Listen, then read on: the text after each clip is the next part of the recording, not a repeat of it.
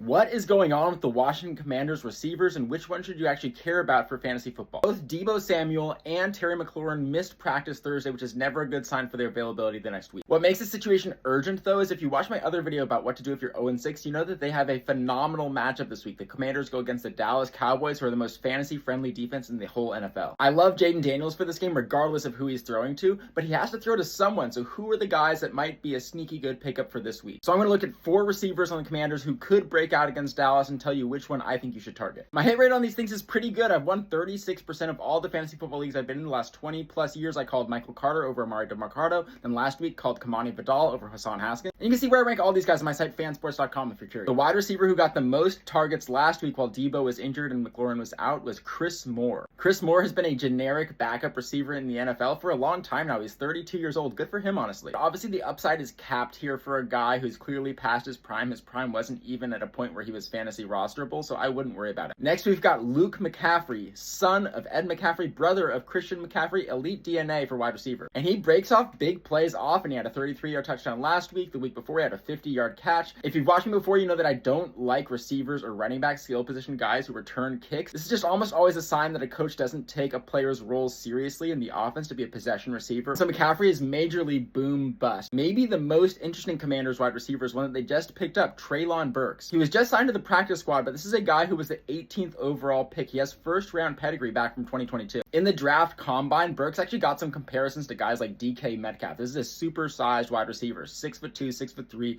225, 230 pounds. And here's why I think he's the most interesting of these wide receivers to pick up is that if you look at the quarterbacks that he's played with in the past, who have the Titans had the last few years? Ryan Tannehill, a little bit of Mason Rudolph. Those are some of the best quarterbacks he's had. A healthy dose of Malik Willis, a lot of Will Levis. So it goes without saying that Jaden Daniels is by far the best quarterback he will have ever played with. The Commanders already have a playbook that's designed with some special plays for big, physical wide receivers who can make big plays after the catch like Deebosamuel. So there may be some opportunities for Burks to make a splash. But then finally, I want to talk about the most dependable of all the receivers on the Commanders. That's 34-year-old Zach Ertz. I am guilty of formerly kind of hating on Zach Ertz as one of those blob tight ends who's basically interchangeable, a guy who, if he gets a TD, has a solid game, otherwise not that useful. But he led the team in targets last week. Dallas is, again, the friendliest defensive matchup in the whole NFL. And along with Jeremy McNichols, who is also a kind of sneaky pickup to have this week, Ertz is going to be the main short yardage receiving threat for this team. Hope you guys found that helpful. Thank you for spending a few valuable minutes of your day with me. I really appreciate it. You can check out where I rank all these guys at my site, fansports.com. I'm updating it every single day to give you the best rankings. I want to help a lot of you guys win your fantasy football league. That is my goal. That's why I'm making all these videos. Stay learning, guys. I'll see you in the next one. Peace.